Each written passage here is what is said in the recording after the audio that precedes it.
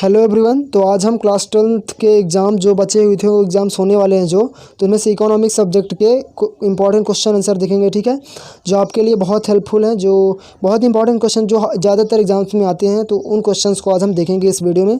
मैं आंसर देखिए पूरा पढ़ के नहीं बताऊँगा, लेकिन आप अगर चाहें दिखा दूँगा तो पॉज करके वीडियो देख सकते हैं, स्क्रीनशॉट ले सकते हैं। ठीक है, देखिए फर्स्ट क्वेश्चन है समष्टि अर्थशास्त्र की प्रमुख विशेषताएँ लिखिए।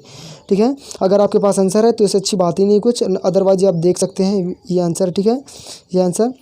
अब देखिए हम सेकंड क्वेश्चन देखते हैं।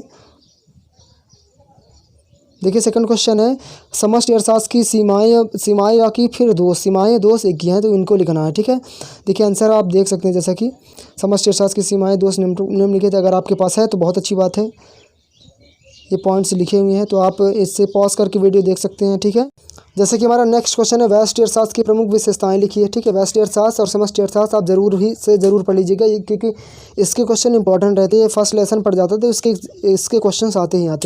ठीक है, तो विशेषताएं कुछ इस प्रकार आप देख सकते हैं नीचे, अगर आपके पास है तो अच्छी बात है, अदरवाइज देख लीजिए। फिर नेक्स्ट हम देखते हैं, नेक्स्ट क्वेश्चन हमारे पास अर्थव्यवस्था का अर्थ स्पष्ट कीजिए एवं उसके प्रकार लिखना है। ठीक है, अर्थव्यवस्था का अर्थ और उसके प्रकार लिखना है। ठीक है, जैसा कि आंसर आप देख सकते हैं, ये अर्थ है, ये रहा और ये प्रकार रहा। ठीक है, देख लीजिए आप अच्छे से। फिर नेक्स्ट क्वेश्चन हम देखें। नेक्स्ट क्वेश्चन देखिए पूंजीवादी अर्थव्यवस्था का अर्थ एवं उनकी 3 विशेषताएं लिखना। पूंजीवादी अर्थव्यवस्था और उसकी 3 विशेषताएं लिखना है। ठीक है, आंसर आप देख सकते हैं। अब हम नेक्स्ट क्वेश्चन की ओर चलते हैं। तो हमारा नेक्स्ट क्वेश्चन है 6 क्वेश्चन है माँ के नियम क्या है, माँ के नियम के अपवाद कौन कौन से, इसको लिखना है। ठीक है, ये इस तरह भी पूछ सकता है कि फिर इस तरह माँ वक्र नीचे की ओर की झुकने की बजाय ऊपर की ओर उठता है, क्यों होता है, तो इसका रीज़न। ठीक है, दोनों क्वेश्चन पूछ लेगा तो इसका आंसर एक ही है। ठीक है, आंसर आप देख सकते हैं, माँ का नियम का पहले अर्थ है, फिर इसके बाद अपवाद लिखे हुए हैं। फिर हम नेक्स्ट क्वेश्चन देखते हैं, चलिए नेक्स्ट क्वेश्चन की ओर। नेक्स्ट क्वेश्चन है माँ के नियम को रेखा चित्र सहित समझाइए। ये बहुत इंपॉर्टेंट क्वेश्चन है, माँ के नियम के रेखा चित्र, ये ज़्यादा इंपॉर्टेंट क्वेश्चन है, ये चित्र बनाने के लिए ज़रूर आता है। ठीक है, तो इसे आप ज़रूर चित्र को पढ़ लीजिएगा, अच्छे से देख लीजिएगा, एग्ज़ाम से पहले देख लीजिएगा। जैसे आंसर है ये माँ के चित्र का, ये कुछ इस प्रकार की ड्राइंग है इसकी। ठीक है, फिर नेक्स्ट हम देखते हैं। देखिए माँ की लोच को प्रभावित करने वाले प्रमुख तत्वों का वर्णन करना। माँ की लोच को प्रभावित करने वाले प्रमुख तत्व, उनका वर्णन करना। ठीक है, कौन कौन से तत्व हैं, तो आप जैसा कि देख सकते हैं आंसर। फिर नेक्स्ट देखिए, नेक्स्ट है माँ की लोच का महत्व स्पष्ट कीजिए। माँ की लोच के महत्व बताना है। ठीक है, ये माँ की लोच के महत्व कुछ हैं, 4-5 हैं यहाँ इसमें, तो आप देख सकते हैं, अदरवाइज आपके पास है तो अच्छी बात है। फिर देखिए पूर्ति का नियम क्या है, पूर्ति का नियम क्या है इसको भी बताना है। ठीक है, इसका केवल इसमें एक्सप्लेनेशन दिया है, बस हो गया, ज़्यादा नहीं है। फिर देखिए नेक्स्ट क्वेश्चन पूर्ति के नियम के प्रमुख अपवाद लिखना है। पूर्ति के नियम के अपवाद कौन कौन से हैं। ठीक है, तो आप जैसा कि देख सकते हैं आंसर, भविष्य की कीमत में और अधिक वृद्धि, ये ठीक है, कुछ दशाओं, 4-5 पॉइंट हैं, देख लीजिए। फिर नेक्स्ट क्वेश्चन देखिए एक वस्तु की पूर्ति को प्रभावित करने वाले प्रमुख तत्वों का वर्णन। ये बहुत इंपॉर्टेंट क्वेश्चन है, आपका आएगा पक्का। एक वस्तु की पूर्ति को प्रभावित करने वाले प्रमुख तत्व कौन कौन से हैं। देखिए आंसर आप जैसा कि देख सकते हैं, वस्तु की कीमत, अन्य वस्तुओं की कीमत। ठीक है, फिर देखिए नेक्स्ट है आगम से क्या आशय है। हाँ, आगम से क्या है, ये इसे देख लीजिए। फिर ये पूछ लेगा आपसे कितने प्रकार की होती है, आगम, कुल आगम, औसत आगम। ठीक है, फिर नेक्स्ट है स्थिर तथा परिवर्तनशील लागत में क्या अंतर है। स्थिर तथा परिवर्तनशील लागत में अंतर पूछ रहा है। ठीक है, अंतर आप देख सकते हैं, ये रहा पॉइंट्स में ऐसे। हाँ, ये ज़रूर ध्यान रखिए कि अंतर जो है आपके डिफरेंस इसी प्रकार लिखना है, पॉइंट्स के पहले पॉइंट्स लिख देना, फिर इसके बाद स्थिर लागत और परिवर्तनशील लागत। ठीक है, देखिए नेक्स्ट क्वेश्चन हम देखते हैं। नेक्स्ट क्वेश्चन है फर्म के साम्य की सीमांत तथा सीमांत लागत वक्रों की रीति का वर्णन करना है। फर्म के साम्य, सीमांत, आगम तथा सीमांत लागत वक्रों की रीति का वर्णन करना है। ठीक है, फिर दूसरी प्रकार से क्वेश्चन कैसे पूछ सकता है, सीमांत विश्लेषण में फर्म का साम्यक समझाइए। ठीक है, फिर आप देख सकते हैं आंसर, आपके पास है तो अच्छी बात है, दरवाजे से ज़रूर पढ़ लीजिएगा। फिर नेक्स्ट देखिए पूर्ण प्रतियोगिता बाजार की प्रमुख विशेषताएं लिखना। पूर्ण प्रतियोगिता बाजार की प्रमुख विशेषता लिखना। ठीक है, आंसर देख सकते हैं क्रेता विक्रेता की अधिक संख्या, बाजार का पूर्ण ज्ञान, एक रूप वस्तु, स्वतंत्र प्रवेश तथा बहिर्गमन। नेक्स्ट देखिए वस्तु के गुण बाजार के विस्तार को किस प्रकार प्रभावित करते हैं? वस्तु के गुण बाजार के विस्तार को किस प्रकार प्रभावित करते हैं, इसका रीज़न लिखना है। ठीक है, देख सकते हैं वस्तु की मांग, वहनीयता, टिकाऊपन, स्थानापन्न वस्तुएं। ठीक है, फिर नेक्स्ट देखते हैं क्वेश्चन। नेक्स्ट क्वेश्चन है पूर्ण प्रतियोगिता तथा अपूर्ण प्रतियोगिता में अंतर लिखना है।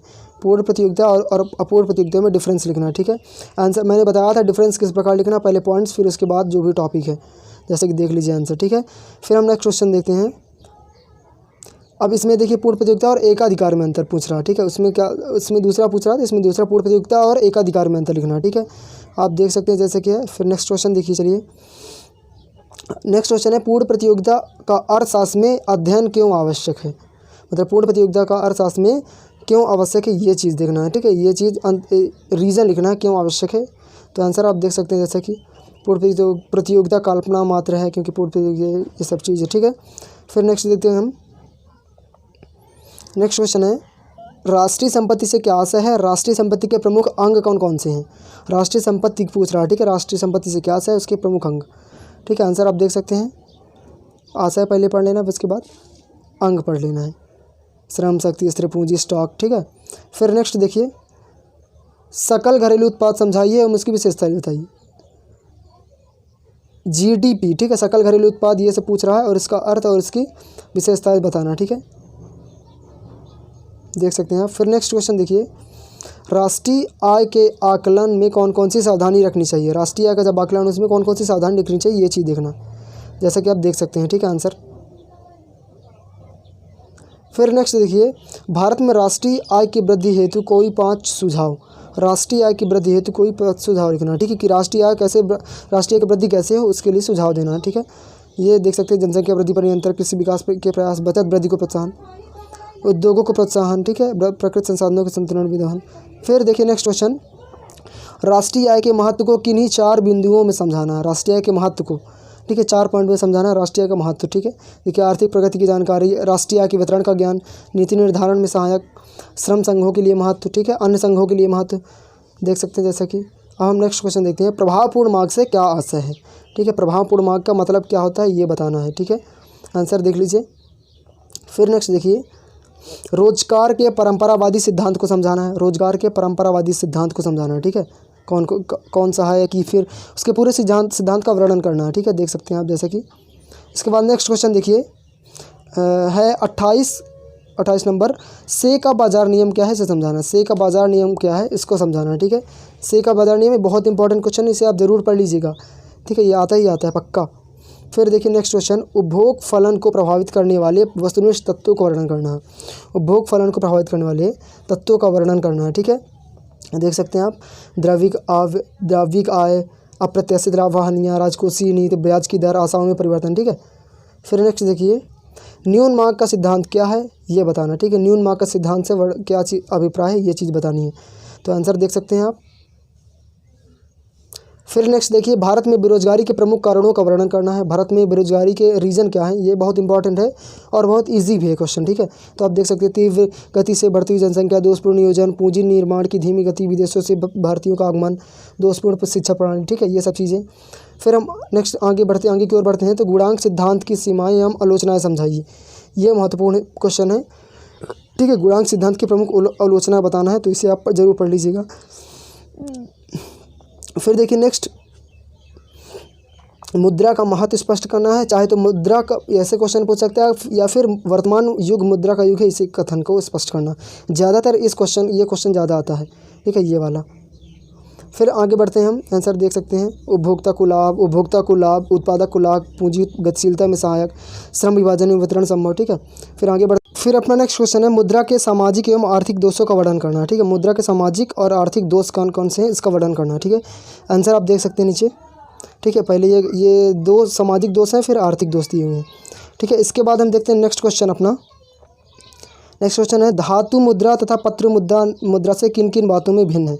धातु मुद्रा और पत्र मुद्रा में अंतर स्पष्ट करना है। ठीक है, भिन्नता क्या क्या है। ठीक है, फिर देख सकते हैं आप लागत, जारीकर्ता, लोकप्रियता, स्वीकार्यता, लोचता।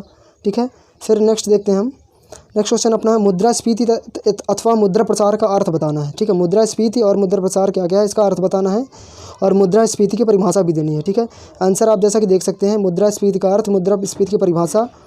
ठीक है, फिर नेक्स्ट देखिए, मुद्रा प्रसार को नियंत्रित करने वाले कोई 5 उपाय। मुद्रा प्रसार को नियंत्रित करने वाले 5 उपाय। ठीक है, मुद्रा प्रसार को कैसे नियंत्रित किया जाए, इसके 5 उपाय। ठीक है, सार्वजनिक व्यय में कमी, सार्वजनिक ऋण में वृद्धि, करों में वृद्धि, बचतों को प्रोत्साहन। ठीक है, फिर नेक्स्ट देखते हैं हम, एक अच्छे मुद्रा पदार्थ के 4 गुण लिखिए। एक अच्छे मुद्रा पदार्थ के 4 गुण लिखना है। ठीक है, अच्छे मुद्रा पदार्थ। ठीक है, जैसे सुपरिचयता, सामान्य स्वीकृति, वहनीयता, टिकाऊपन। ठीक है, फिर नेक्स्ट देखिए, भारतीय बैंकिंग व्यवस्था के प्रमुख दोषों का वर्णन कीजिए। भारतीय बैंकिंग व्यवस्था के कौन कौन से दोष हैं उनको लिखना है। ठीक है, जैसे बैंकिंग सुविधाओं की अपर्याप्तता, बैंक सुविधाओं का आसान विकास, कार्यशील पूंजी की कमी, विशिष्ट बैंकों का अभाव। और आज का हमारा लास्ट क्वेश्चन है, प्राथमिक साख समिति लाभ वितरण को समझाइए। ठीक है, प्राथमिक साख समिति के लाभ वितरण का समझाना है। इसका आप देख सकते हैं आंसर जैसा कि है। ठीक है, so I hope you like the video, और इन क्वेश्चंस को पढ़ लीजिए, बहुत महत्वपूर्ण है। और इसके पार्ट 2 की और अन्य क्वेश्चन जो है हम नेक्स्ट वीडियो में अपलोड करेंगे। ठीक है, thank you for watching the video.